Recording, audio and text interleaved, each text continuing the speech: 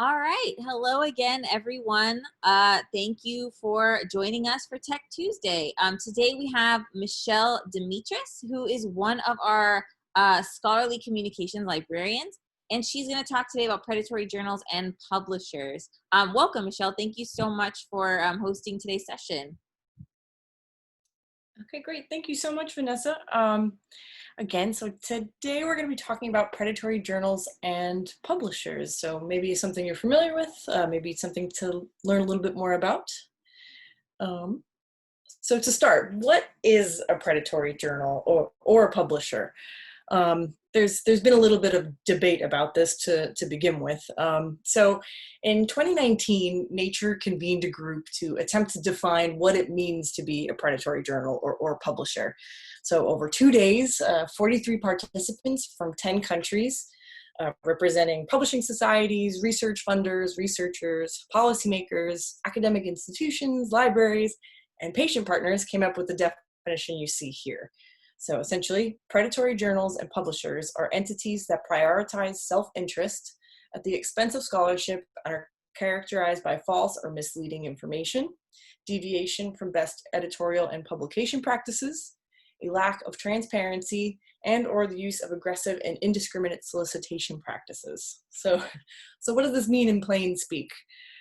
Essentially, predatory journals or publishers have taken advantage of the pay-to-publish model and scam authors out of publishing fees.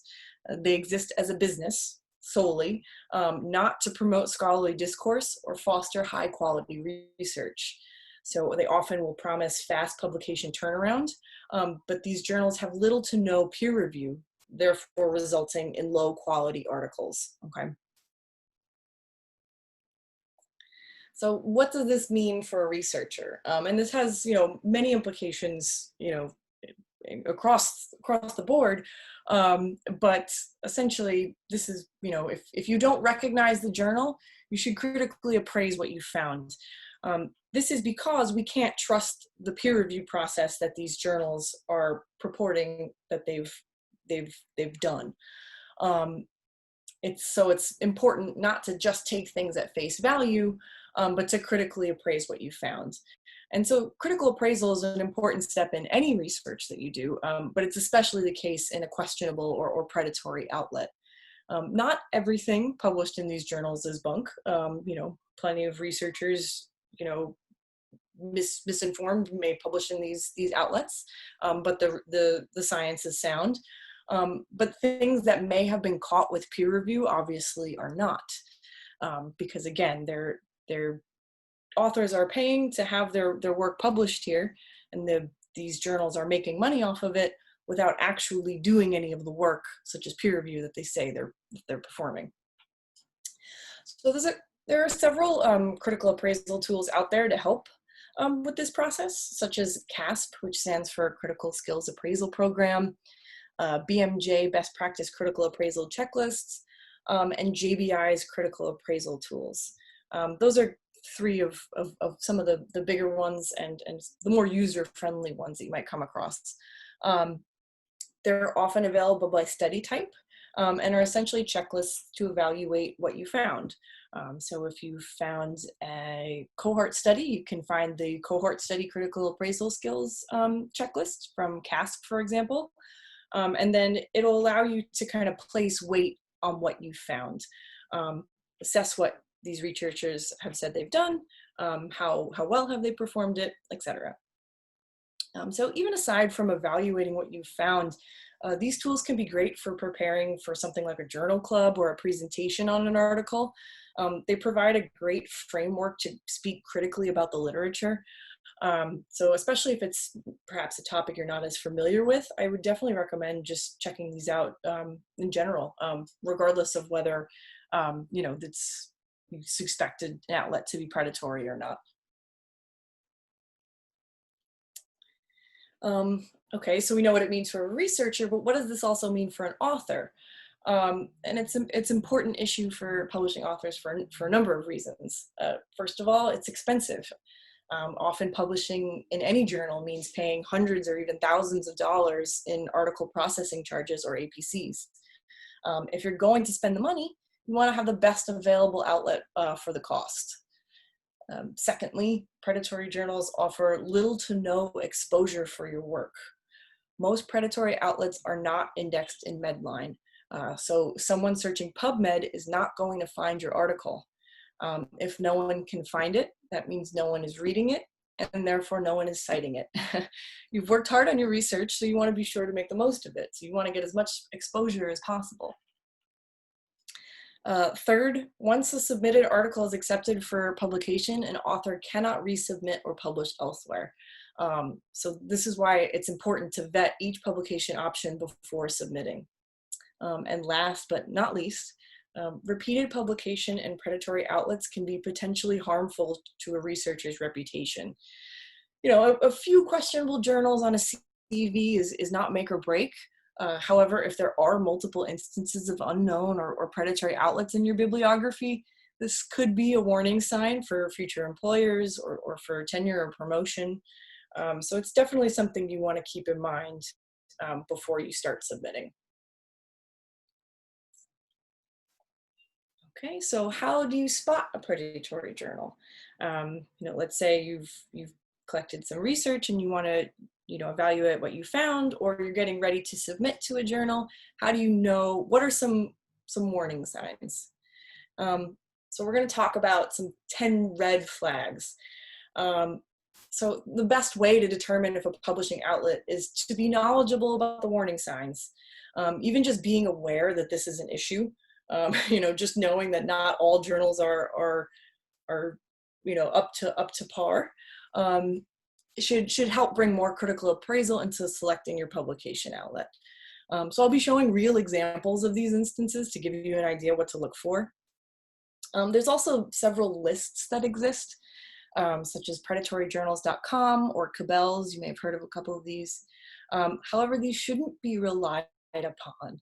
This area changes very quickly, and often these lists are out of date or just unreliable. And you know, just because something isn't on that list does not mean that it's good. It might just not have caught the attention of the list yet. Also, my caveat beyond all of this is the following observations do not necessarily mean that a journal or publisher is predatory. However, it should raise some red flags requiring further investigation before a decision is made by the author. If you're ever just unsure about a journal's validity, don't submit there. There are, you know, hundreds, thousands of publication outlets that you can choose from. If you're unsure, just don't submit.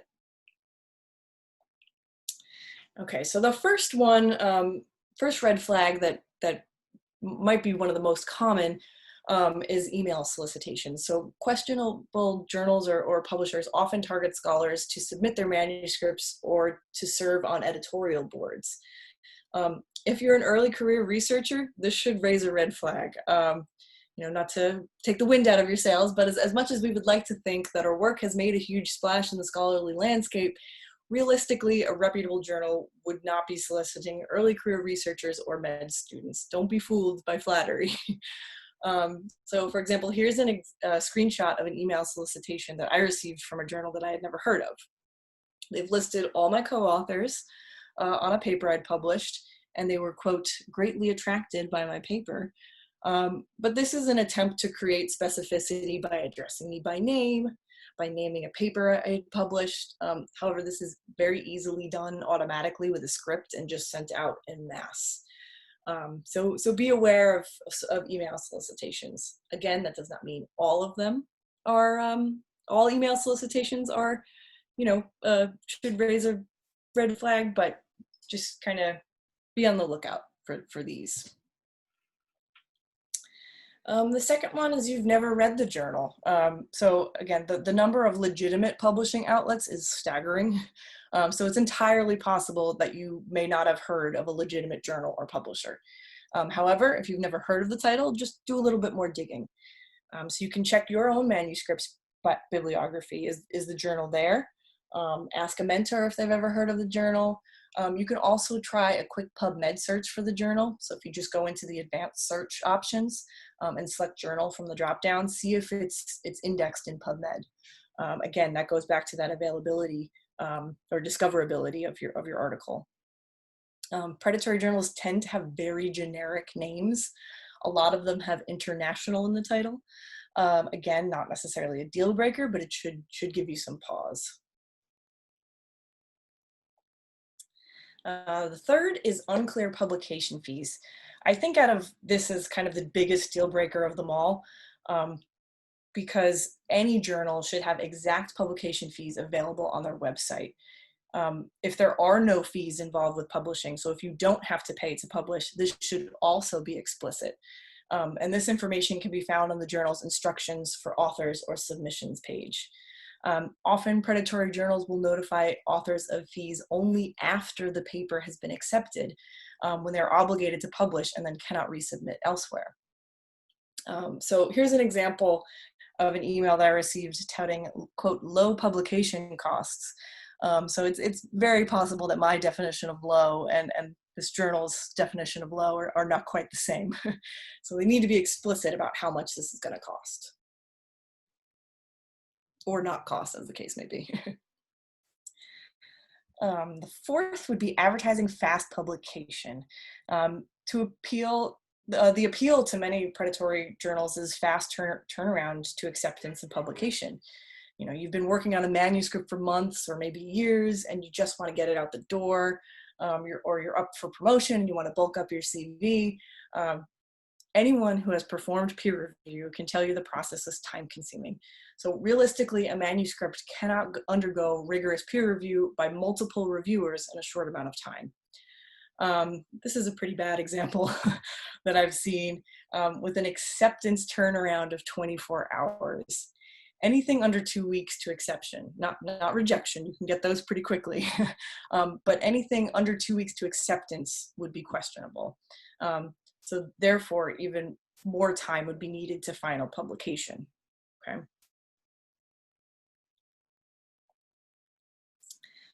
The fifth one is grammatical and spelling errors. This one is a bit more of a gray area, as there are many legitimate journals originating in non-English language speaking countries.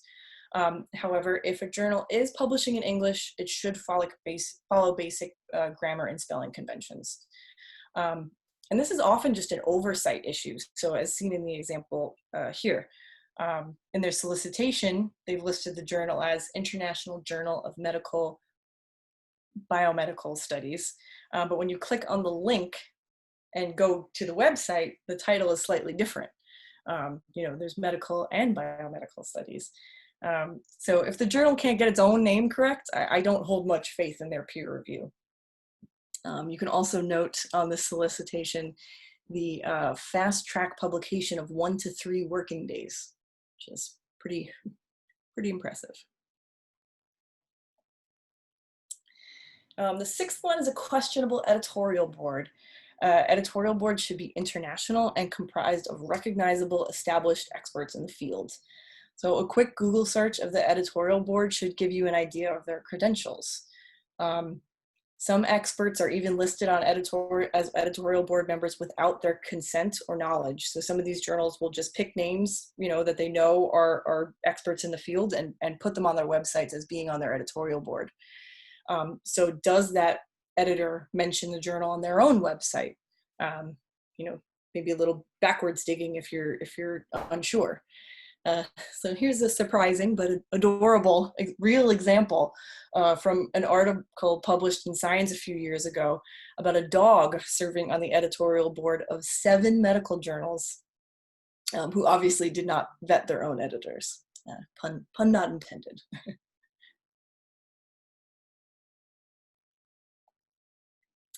The seventh one is a questionable publishing location. So this is kind of the most fun out of all of them, but try a quick Google search of the publisher's address and then go to Street View. Does this look like a location from which a reputable publisher would operate? So again, here's another real example from a publisher's claimed address. So while this is a lovely family home, it's unlikely that a legitimate publisher is operating out of this location.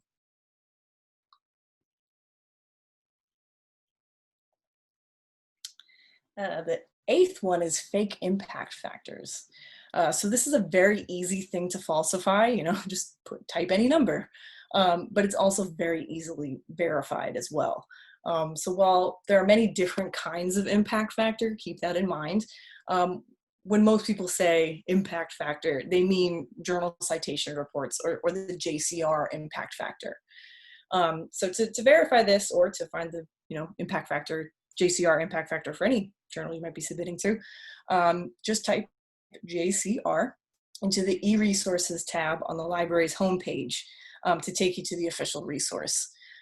You type in the journal name and you'll be able to see if what they claim is legitimate.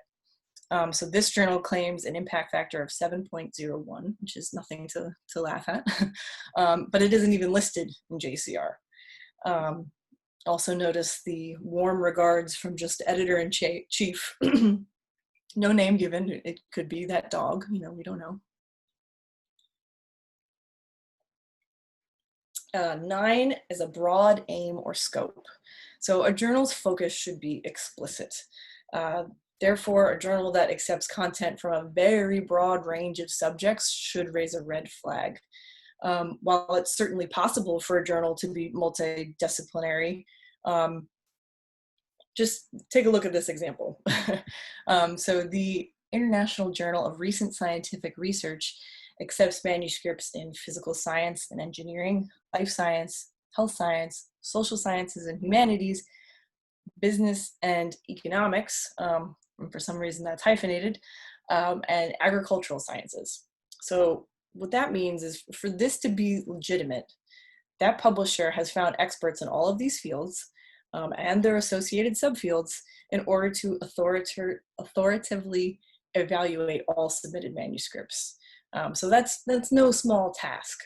As you know, there are obviously many multidisciplinary journals, but again, if it's something that you haven't heard of, that should, again, raise a red flag, do a little bit more digging, see if any of the other red flags pop up. And finally, it's not widely indexed. And this is not even just a case of predatory journals. There are other legitimate journals that are not widely indexed. So this is something you should think about before submitting anyway. So what indexing essentially means is, in what databases is this title available? So again, I briefly touched on this before, but this is how your article is made available to the public and discovered. Being open access does not mean that people will find the article if it isn't in an aggregate database like PubMed or Scopus or Web of Science. That just means that they can freely access the full text. So a few points to clarify. First, Google Scholar is not an indexing service. There is no quality control over what appears in Google Scholar, nor does Google provide any information on what makes it into Google Scholar. So it's sort of a mystery aggregator that doesn't really do any actual, quote, indexing, okay? So if a journal says they're indexed in Google Scholar, that's not the same. That's not indexing, okay? Secondly, Medline is a data set that is made available in PubMed. So PubMed is the publicly available platform in which to search Medline. So if something is indexed in Medline, it is available in PubMed, okay? So when you're investigating a journal, figure out where they're indexed. Are those places that you've searched for articles? So, it might say it's only indexed in engineering source, but have you ever gone to engineering source to try and find an article? So if you haven't, there's a good chance that no one else has either. You can verify any indexing claims using Ulrich's Web, which is a resource that we do subscribe to at the library. So you just search for Ulrich's, again, under the e-resources tab on the library's homepage, and then search for the journal title. So here's an example of the Journal of the Medical Library Association's indexing, which is a legitimate journal. So this is just the first few examples of where it's indexed. There's a lot more, and that's a good thing. This means that there are many more avenues for people to access an article in this journal, therefore making your work more impactful and more widely accessed. And that's it. So again, I just want to reiterate that these are not intended as hard and fast rules, but they should raise red flags and help you think more critically about where you are submitting your work. Again, you want to make the most impact with this, research that you've worked a long time on. So think about where you're submitting before, firing it off. If you are still not sure, just email us. The librarians are happy to help you out with this. If you have kind of a list, you want us to check out and see if they're legitimate, we can help you do that. If you're just not sure where to publish, reach out to us and we can give you some kind of a range of publishing outlets that you might want to submit to. I would also say if you're kind of newly embarking on publishing, you can check out our Preparing to Publish LibGuide. The link's right there, but if you just go to the library's homepage under Research Support and our subject guides, you'll find the Preparing to Publish LibGuide. And then again, as if all else fails, just send us an email to infodesk@med.cornell.edu. Okay, I guess if we have time for questions. Sure. Michelle, just so everybody knows, if you have any questions, just hit the chat button at the bottom of your Zoom screen and feel free to post a question in there. Andy Hickner, one of our other librarians, did post some information in the chat about for those looking to publish. So if you open up your chat window, you'll see some helpful information in there right now. To answer Roberta's question, yes, I am recording the session. So by tomorrow morning, you should be getting an email from me with the recording and some of the links that Michelle has included in this presentation. So you will get all of this information for sure. Michelle, there was one question brought up at the beginning of the session, and I don't know if you have any information on this today. But someone asked if you had any information or tips about predatory conferences. Right. So a lot of these same rules apply. Again, just kind of going through those red flags, because that is absolutely something that happens as well. Again, we'll probably even see more of this now that a lot of conferences are turning towards a virtual model, especially for this year or potentially going forward. So that's definitely something to keep in mind. In particular with that, not just the peer review aspect of it that may or may not happen, is the availability of those abstracts once you've submitted them. Chances are those abstracts are not going to be made available to the public. So it depends. But yes, a lot of these red flags will still apply. Again, with conferences, it's a little bit different. But I think the main ones to kind of take a look at are the editorial board. So who, in this instance, who is running the conference, do a little bit more digging and see how legitimate they seem. Again, those email solicitations are huge with predatory conferences. And again, the scope of the conference. How wide is the scope of this conference? Does it seem to encompass everything? That's going to be a little bit of a red flag. So a lot of them will still apply. A lot of these critical appraisal things will still apply. Thanks, Michelle. We did get another question from Horvath. I recently noticed journals listing that they're indexed in PubMed and with high impact factors, but then I can't find their previously published articles on PubMed. I assume they're now lying about these facts. Is there somewhere we should be reporting such solicitations? So yes, I mean, a lot of the times journals will just straight up lie in their solicitations. Unfortunately, if you go to that predatoryjournals.com, that was one of those lists that I had mentioned. You can submit recommendations for them to take a look at, and then they can kind of vet and post it to their site. But kind of proving a journal's legitimacy or a publisher's legitimacy is difficult. That's why, again, I'm kind of putting all these rules out there with caution. There was, you may have heard of a, oh gosh, and now the name's escaping me. There was a list that a librarian had put together of predatory journals, and he had gotten to a lot of hot water with legal, claiming libel and defamation and things like that. So that's why a lot of these lists kind of tread with caution. They say they're questionable rather than straight up calling them predatory. But if you do suggest or suspect that something might be, you can submit it to something like predatoryjournals.com, and they will kind of evaluate and assess. But unfortunately, beyond that, there's not much more we can do other than to try and stop giving them business. To try and, just kind of put the information out there and avoid them if you can. Thanks, Michelle. If anyone else has any other questions, feel free to put them in the chat. I think that was all of them that I received. But again, to everybody on the call, we will be sending out this information via email.